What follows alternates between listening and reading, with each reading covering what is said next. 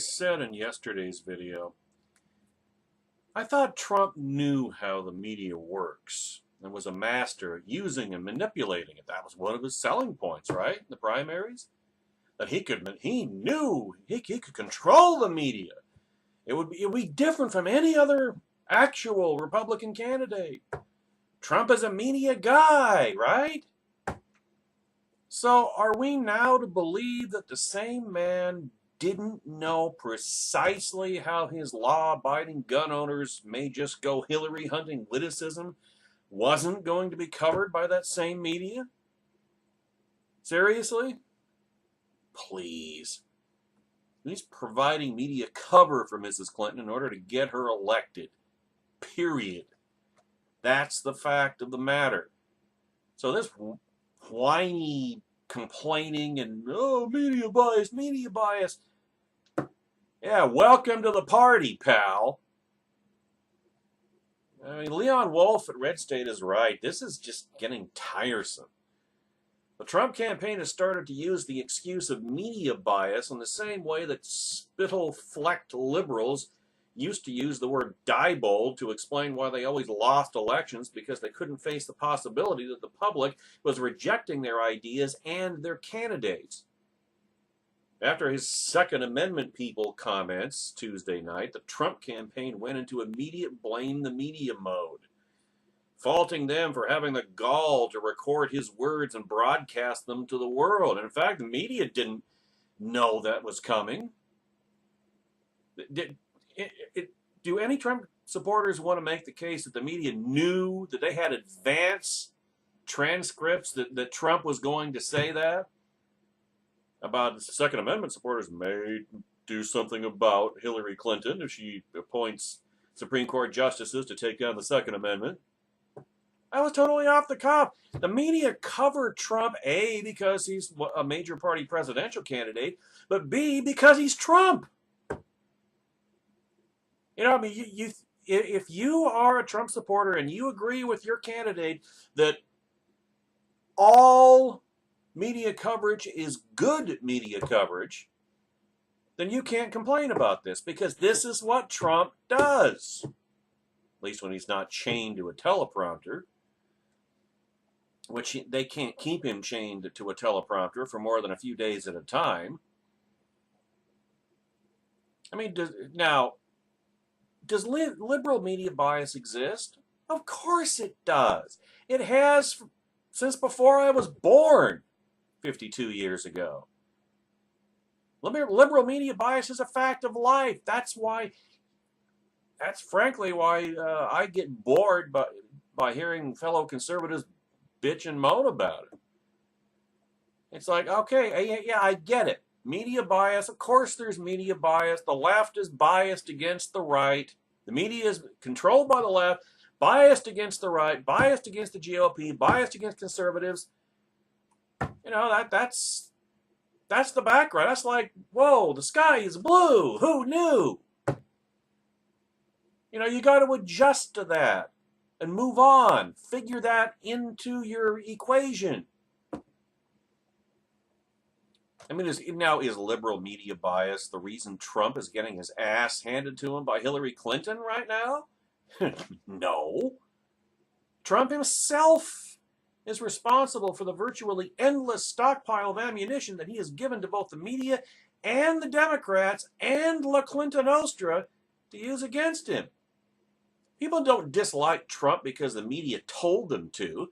They dislike Trump because he keeps saying and doing stupid things. Nobody is making him do and say what he keeps doing and saying.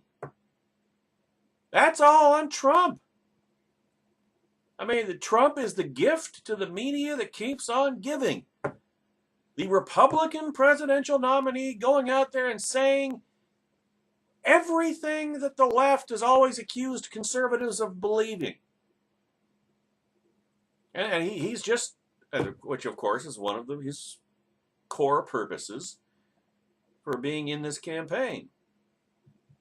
Now, a few points to be made about the vapid hooting and hollering from the few people in America still willing to defend Donald Trump in public. First, The cry of, "You're not covering Hillary scandals at all, you biased media," is, for perhaps the first time, almost completely empty. The media, including traditional liberal outlets like CNN, have aggressively and openly and repeatedly called Hillary Clinton a liar for her responses to the email scandal, because she's that bad a liar. She's that terrible a prevaricator that the media can't cover up for it. It's so bad that they have to cover it. I mean, it's not like, if this had been her husband, if this had been Bill Clinton, it would have gotten totally swept under the rug, because they would have been totally swept away with Bill Clinton's awesomeness. You remember how it was throughout the 90s. But not Mrs. Clinton. Mrs. Clinton doesn't have that distracting, shiny object, squirrel aura about her. She's just a terrible candidate and a terrible liar, and the media is forced, out of a sense of professional self-respect or even professional survival, to retain some degree of credibility, to cover it. Every time a new revelation comes up, the media dutifully covers it and rakes a Hillary operative over the coals. They don't make a whole campaign out of it, but they do cover it. The reason that the media doesn't stay on these stories is because Trump won't let them. Now, if Trump would let them, maybe they wouldn't stay on the stories. Like I say, they're not going to make a campaign out of it. But here again, Trump is running interference. It's one thing for the media to perfunctorily, pro forma cover a Hillary scandal story, and okay, we've covered it, now we're moving on. Because then you could focus more of your ire at the media for not covering that. But if Trump is going out every few days and saying something stupid, then that gives the media every excuse they need not to cover Hillary Clinton scandals. You understand how this works, Trump supporters? I mean, I was watching TV most of the day on Tuesday, and the media was just warming up on the latest State Department releases of Hillary's emails when Trump blew everyone's minds with his Second Amendment comments. If Trump had been able to keep his big, fat, dumb mouth shut, who knows? Maybe the media would have stayed on this story, especially given that it was a slow news day. Or maybe they wouldn't. We'll never know. Now, will we? Moreover, it wasn't just the email scandal. Just look at how aggressively one specific liberal outlet, the WAPO, Washington Post, has covered a relatively small scandal, for the Clintons anyway, namely the Clinton Foundation's ties to a shady Haitian mine deal. Now look, Hillary Clinton did not get to be nearly as unpopular as Donald Trump just by wearing bad pantsuits. She is regarded as untrustworthy because the media has, in fact, reported many of the ways in which she has been repeatedly dishonest. Because remember, they kind of wanted Bernie Sanders. They didn't want her. But she got the nomination anyway, and from their standpoint, their point of view, well, any Democrat's better than any Republican. So do they cover Trump more and more harshly? Well, maybe, but in their defense, Trump is making them do it. It's part of his be the caricature of every left-wing stereotype of conservatives. That's part of that gimmick, to discredit conservatism for a generation. Certainly the Republican Party. I mean, you can't make a crack about your supporters shooting the other candidate and not expect a freakout to occur. And if you do, you're an idiot. Sorry, there's no other way to put it. Trump supporters, Trumplicans, branch Trumpidians, pick your label. Second, even if you legitimately believe that the media's coverage has been tremendously unfair to Trump, well, you're an even bigger idiot if you didn't see it coming. It's been said, anybody who knows anything about politics is followed American politics at the presidential level for any significant length of time knows this. Two things. One, the media always try to impose their choice for Republican presidential nominee upon the Republican Party. And B, once that candidate, they build up that candidate, they give him favorable media coverage, and then when that candidate, which is usually an establishment squish, clinches the nomination, then they turn on that Republican candidate like, with a fury that this world has never witnessed. Happens every 4 years. And you can't claim not to know this, Trumplicans. You can't.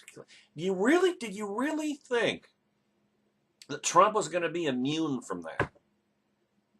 Did you really think that, well, Trump controls the media, Trump is a media guy, it's going to be different this time? Why did you think that? Trump ran as a Republican. He's got an R after his name. What did you think was going to happen? Did you really think that they were going to want him more than Hillary? I tell you, it really redefines the term wish casting. It really does. I mean, the media is treating Trump with amusement now because he is good for or was treating Trump with amusement during the primaries because he was good for ratings. And of course, they knew that he was the only candidate in the field that would lose to Hillary Clinton. And now that the general election has arrived, they have turned on him with a ferocity beyond human imagination. It was inevitable. It was always going to happen.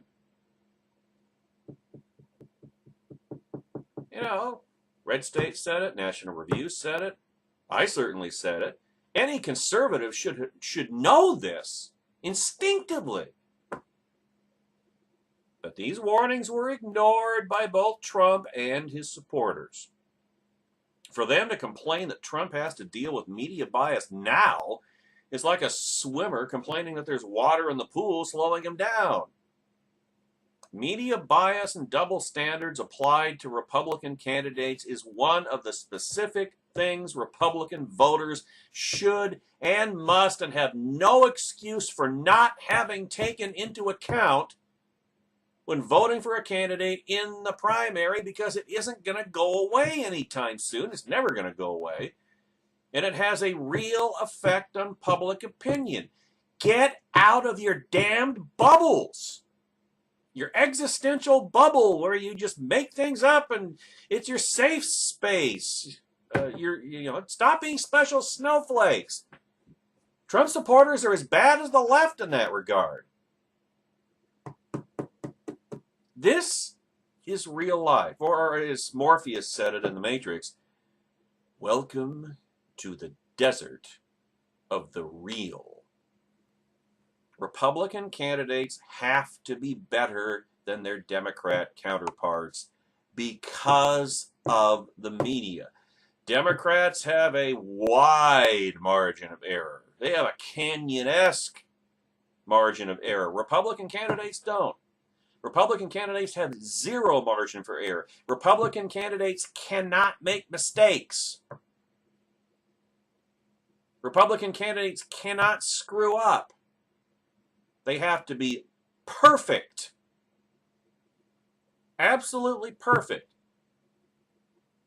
I mean, remember Christine O'Donnell, Delaware Senate race in 2010.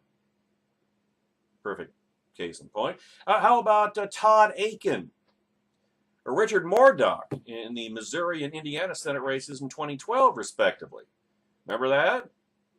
Justifiable rape, as Todd Akin said, or no, that was that. No, I think that was Todd Akin that said that, and I forget what Richard Mourdock said, but it was something similar. And that came to define their campaigns. Go back to 2006, George Allen, Senate race in Virginia, when he was running for re-election. Remember the macaca comment? That came to define The media defined his campaign, his candidacy, by that one term, and it worked. It always, or almost always, works. Republican candidates, at any level, presidential, congressional, state, governors, state legislature, it doesn't matter. Republicans cannot make mistakes because of the media. Bitching about it doesn't change the facts. It can be effective when used occasionally at key moments, bitching about the media, that is. Using it as a constant refrain and crutch just makes you look like one of the many NBA players who, based on their interactions with the referees, believe they have never committed an actual foul in their lives. For whatever reason, Trump's primary voters really liked the fact that he was a whiner. They thought it was great how often he said things were unfair. And how did that turn out? Trump claimed that, the GOP is being unfair. They're rigging the process against me. Of course, it was rigged in his favor.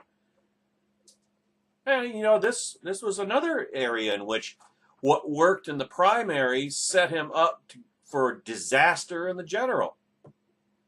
Because you can make the case of Trump's whining about unfairness and rigging the system, rigging the process, whatever. It was never true, but you could make the case that that made the Republican Party leadership more sensitive to his complaints. So you could say that it intimidated them. And so they practically hand him the party presidential nomination out of like an act of penance or something. And so he just keeps using the same tactics in the general campaign. And sure, his supporters will eat it right up. It's like Trump's comment about accusing Barack Obama of being a founder of the Islamic State and Hillary Clinton being the co-founder. Well, that's a gross exaggeration of the actual facts, but that's great. That's great red meat for the primary campaign. Not so much the general. Trump already has his cultists in the bag. He's got to appeal to independents. He's got to broaden his appeal. That's not getting it done. He's not going to broaden anything if he keeps dishing out the red meat. This is where the idea of a disciplined candidacy, a disciplined candidate, a set strategy, message discipline, staying on message, having a message that appeals to a broad swath of the electorate. Politics is about persuasion. It's not about entertainment. It's not about ultimatums and demands. And, it's not about being against. You got to have something you're for. What is Donald Trump for? Well, if you look at his 40 or so years on the national stage, what he's been for more than anything else is himself. But speaking strictly in policy terms, well, he's been on the left. He's been a Democrat, a New York liberal Democrat. That's what he is. He's posing as a national socialist now, as opposed to a Marxian socialist. But the common thread is socialist. That's who he is. That's who he's always been. He's never stopped being that just because he has an R after his name. This is where Trumplicans, Trump supporters, this is where you fell down. You screwed up. You blew it. You sold out. You abandoned your principles and threw in with an amalgam of Barack Obama and Bill Clinton. And you've adopted many, if not all, of your candidates' horrible character traits. You see, the thing about bitching about the media is that the vast majority of Americans don't. I mean, the vast majority, the vast majority of Americans, they know what the media is, but they don't sweat it all that much. Maybe they should, but they don't. And the vast majority of Americans don't like whiners. They don't like bitching and moaning. I mean, there's a certain amount of that. Fine, okay, you're gonna complain about something. Now, what are you gonna do about it? Well, there's not a whole lot we can do in the short term about the media. So you accept it, you figure that into the equation, and you move on. Is that's not what Trump's doing, is it? The public dislikes whiners and babies who don't take responsibility for their lot in life. That's generally that's part of the public's temperamental conservatism. You could say they don't want to hear whining and wah wah wah. And yeah, I know. I've talked about my situation. I don't dwell on it. It is what it is. I don't complain, whine, and bitch and moan about it every single day. I do on occasion, but I don't. It's not the be all and end all, the raison d'etre of my daily existence. The public dislikes whiners who don't take responsibility for their lot in life, and that's exactly what Trump and his campaign sound like right now. You know, if you Trump supporters still think you're conservatives, and you still believe in picking oneself up by one's own bootstraps, to use that cliche, then physicians, heal thyselves. Why don't you try convincing your candidate of that? You know what would go a long way, as a matter of fact, for Trump? Manning up. Apologizing. Because whining, that really is not what an alpha male does, is it? I mean, it's like it was just yesterday, the primary campaign. Donald Trump is the alpha male, and Donald Trump always wins. You know, Trump was talking every campaign stop, every rally, every speech. He talked about the polls. You see, I'm in the polls. I'm way up in the polls. Oh, by the way, did you hear I was up in the polls? His leading in the polls was the justification for his candidacy. It was a kind of a circular justification. He doesn't talk so much about the polls anymore, does he? But boy, does he whine. And again, I thought, you know, whining is not what an alpha male does. Does this mean that Trump is no longer an alpha male? Is he a beta male now? Why doesn't he man up? Why doesn't he apologize? Accept responsibility for not being as careful with his words as he could have been and should have been. I mean, these things only work at this point if they come directly from Trump's mouth.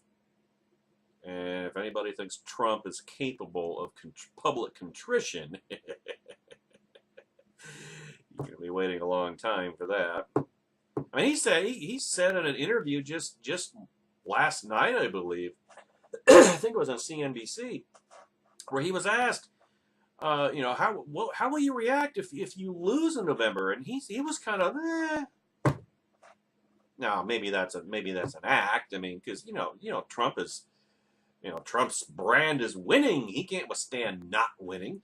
But in that interview on CNBC last night, he sure sounded like he didn't care at all. He could care less. Yeah, if I lose, well, whatever. I've got a great life to go back to. Which just makes me wonder about Trump supporters. You know, I mean, I thought this was all about, we gotta stop Hillary! And your candidate is asked the same question, well, what are you going to do if you don't win in November? And he's like, whatever. Doesn't sound to me like Donald Trump is all that concerned with stopping Hillary. Judging by that interview on CNBC last night. Shouldn't that bother you, Trump supporters? That's your raison d'etre, your reason for existence. Stopping Hillary. We gotta stop Hillary. And your candidate, this kind of devil-may-care, whoops. You know, you are all pawns in his publicity stunt. And after he gets the Republicans in a year that should have been another GOP wave election, he's going to get the GOP decimated, just a question of how badly. And then he's going to be back to Manhattan, back to The Apprentice, back to wherever. And where are you people going to be? Where? You giving that any thought?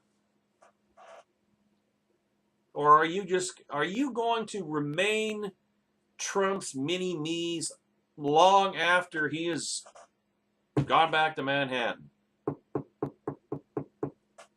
You might want to give that some thought, and you might want to give it some thought now. It's too bad you didn't give it some thought back in the primary season when we could have nominated anybody else who would actually be winning now. So like I said during the primaries, if you want to stop Hillary, why are you nominating Trump?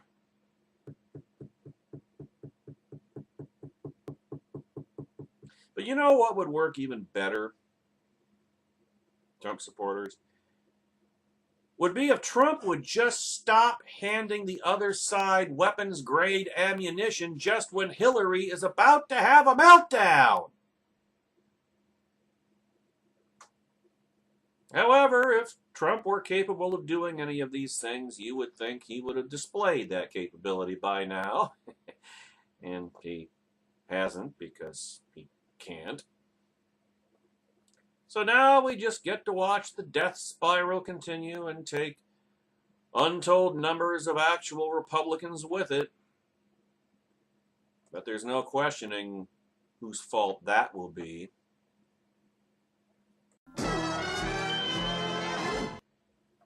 Well, ladies and gentlemen, this Trump meltdown is not going unnoticed, even within the Republican Party. I mean, we discussed yesterday how the GOP is facing not just a catch-22, but a catch-44. How the party leadership is in the ultimate redefinition, extension, distension of the term and concept of Stockholm Syndrome. It is just stubbornly sticking with Trump and riding the Trump train. Come on! Nice and easy! Don't look down! That's it! You're doing fine!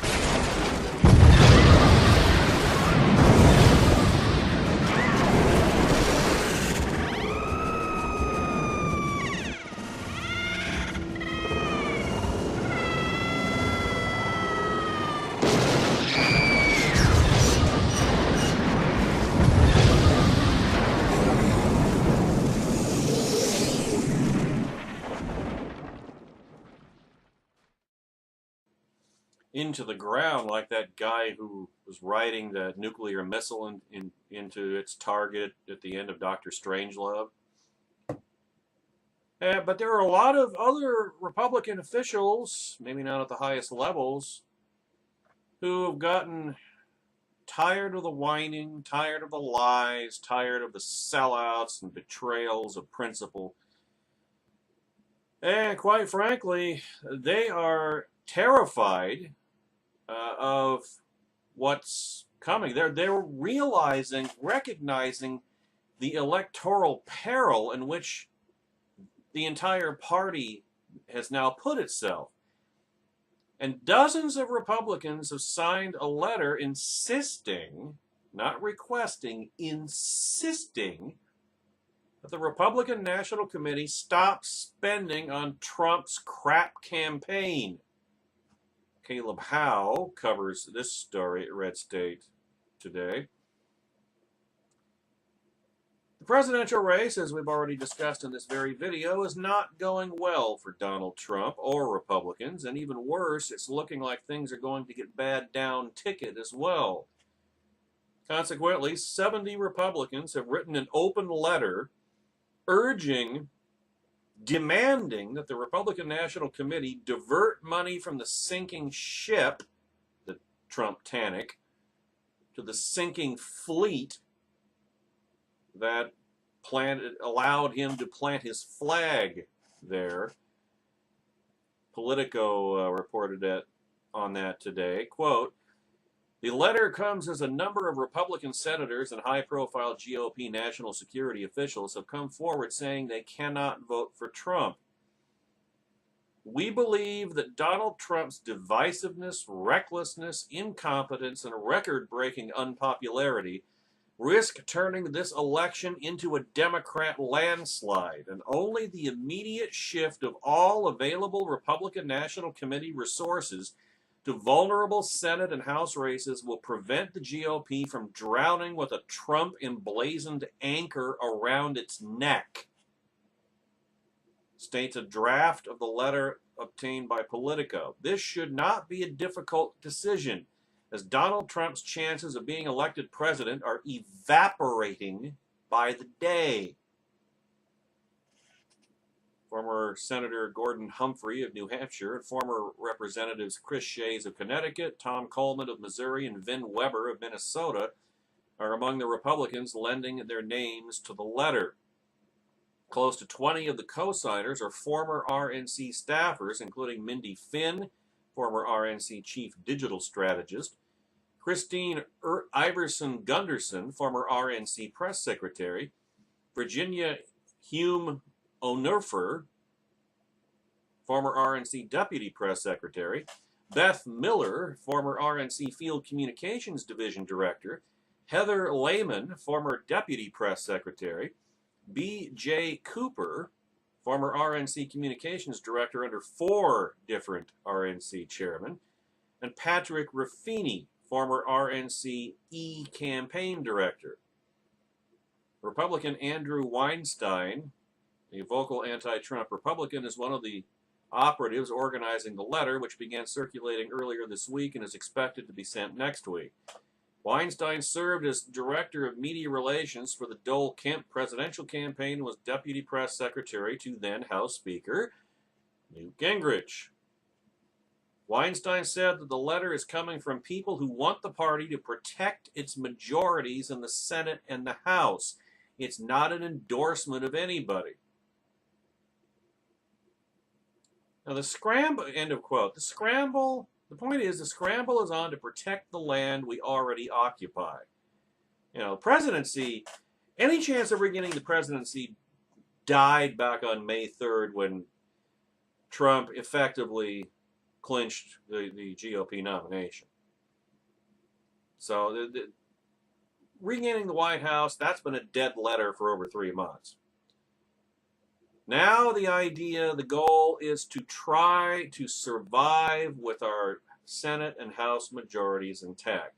If we do that, then we can rebuild upon them, whatever losses we suffer this time, but still retain the majorities in 2018, and then 2020, maybe sanity will have returned to the grand old party.